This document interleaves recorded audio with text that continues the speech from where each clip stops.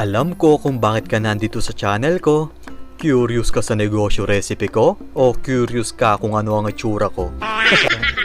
Oo, tama ka sa nakikita mo dahil ang negosyo recipe natin ngayon ay gawa sa patatas. Sa halagang 48 pesos na puhunan, ang kabuang kita ay 120 pesos. Sa isang buwan, tutubo ka ng 2,160 pesos. Pero posible pang lumaki yan dahil 3 patatas lang ang gagamitin natin dito. Paano pa kaya kung sa isang araw ay 10 patatas ang mabenta mo? E di ang kikitain mo ay computein mo. Medyo natapat sa mahirap eh. So guys, ganito ang magiging itsura ng patatas natin. Pero don't worry, ituturo ko mamaya kung paano gawin ito.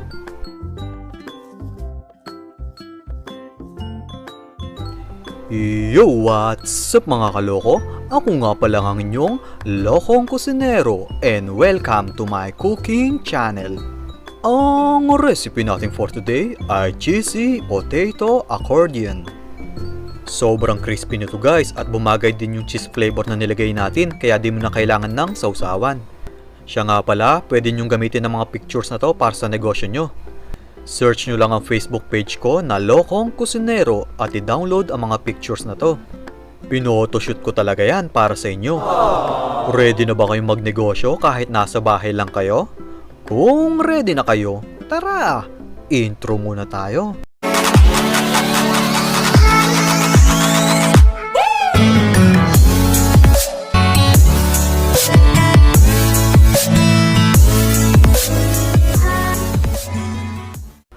Kung bago ka sa channel ko, please click the subscribe button and the notification bell icon para ma-update kayo sa susunod nating mga video.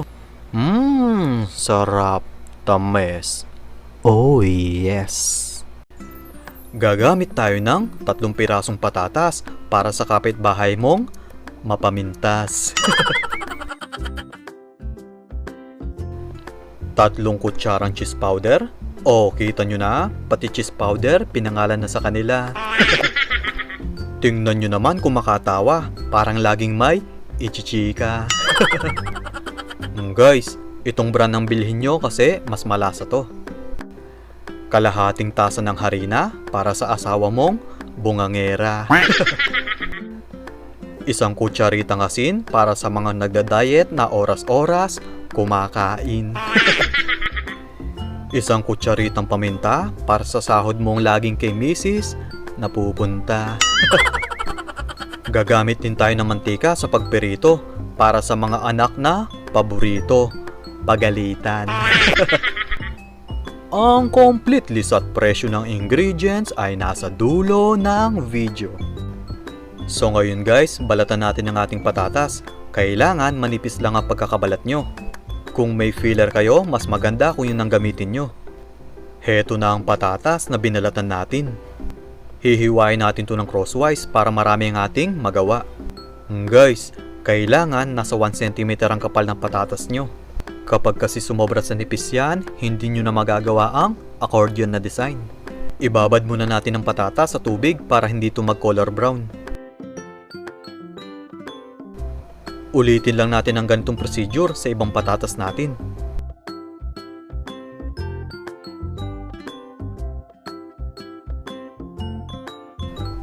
Next, gagamit tayo ng BBQ Stick. Ito ang magsisilbing stopper sa paghihiwa natin.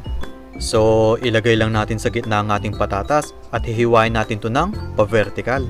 Mas okay guys kung pantay-pantay ang pagkakahiwa nyo para maganda ang kalalabasan ng design nyo. So, heto na yung guys. Tapos, baliktarin naman natin to dahil hihiwain naman natin to ng padiagonal.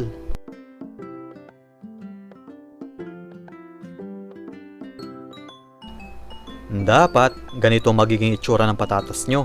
Malambot at stretchable ito. Ang ganda ng pagkakahiwa natin nito.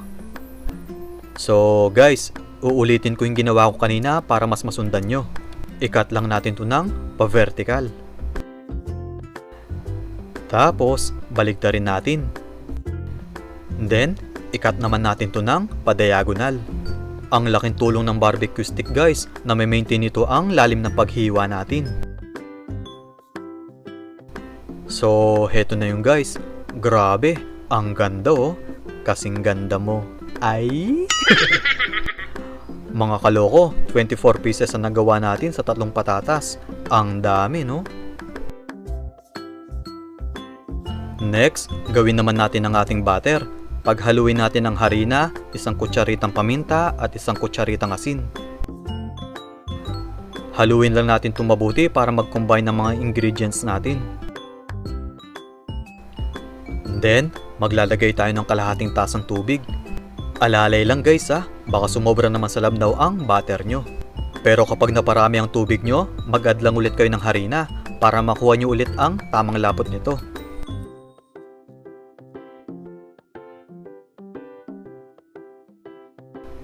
So, okay na to.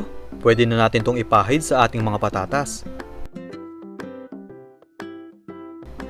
I-brush lang natin ang butter sa mga patatas. Potato tips muna tayo mga kaloko. Alam mo ba ang sasabihin mo kapag first time mo mamit ang tatay ng jowa mo? Ang unang sasabihin mo ay, mano po, tato. Basta sundin mo lang ang mga payo ko. After ng 3 minuto, naku, panigurado, pauwi ka na sa bahay nyo. So, magpainit muna tayo ng mantika bago tayo magpirito. Kapag mainit na, ilagay na natin ang patatas. Spread lang natin to gamit ang 2 tinidor para ma-maintain natin ang ganitong itsura. Hintayin lang natin to medyo tumigas bago natin baligtarin. So, okay na to, kaya baligtarin na natin to para maluto naman ang kabilang side. Lulutuin natin to into medium heat hanggang sa mag-golden brown ito. Magpirito ulit tayo ng patatas para hindi sayang sa gas at sa oras. Ulitin lang natin ang ganitong procedure. Ang target natin dito guys ay maging crispy ang ating potato accordion. Masarap itong kainin kapag bagong luto. Crispy ang labas tapos medyo malambot ang loob. Pwede din kayong gumamit ng ketchup para sa sausawan. Pero ako kasi cheese powder ang ilalagay ko mamaya. Kung mapapansin nyo, continuous ang pagpirito ko para habang hinihintay kong maluto yung kanina, may isinasalang ulit ako na isa. So, okay na to guys, nakapagpirito na din ako kanina. Habang ongoing ang pagpipirito ko, lagyan na natin cheese powder ang mga ito. Budburan lang natin ito ng cheese, mas okay kung kabilaan. So, okay na to guys. Heto na ang ating Cheesy Potato Accordion. 8 order ang nagawa ko dito. Mabibenta mo ng 12 to 15 pesos ang kada isang order. Try nyo na din ang recipe na to. Pwedeng pang merienda at pwede rin pang negosyo. Masarap kainin to habang nanonood kayo ng mga video ko. Sumegway pa. Kung nagustuhan nyo itong recipe na to, palike naman itong video ko at pasubscribe na din sa channel ko. Kapag natawa po ako sa comment nyo sa video ko na to, panigurado, instant shoutout po kayo sa next video. Pero bago ko tapusin to, shoutout muna tayo. Shoutout po kay Ma'am J. Rose Gonzales at sa anak mo pong si Sofia Nicole na love ang fishball. Ma'am Ansi Yap, Ma'am Ivy Galicia, Pilpak Family, Sir John Ray Fajardo na nagre-request ng face reveal. Soon po sir. Kuya Ars Collection from Zamboanga Sibugay, Ma'am Marian Malayaw from Bacoor Cavite, Ma'am Nolet Apuan, Sir Michael Manalo, Ma'am Marites Salino, Ma'am Lorda, Ma'am Glenda Obiena from Saudi, at Sir Ruel Acompanado. Maraming salamat po sa inyong panonood. Guys, abangan nyo pala ang unboxing video ko ng silver play button.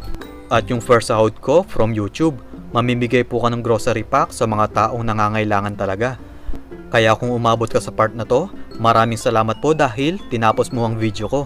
Dahil dito sa channel ko, matatawa ka, matututo ka, at makakatulong ka pa sa iba.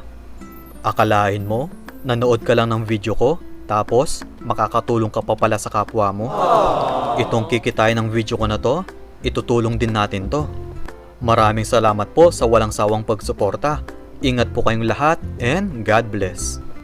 Mga kaloko, heto ng complete list at presyo ng ingredients ng ating Cheesy Potato Accordion. Bye-bye! Bye-bye!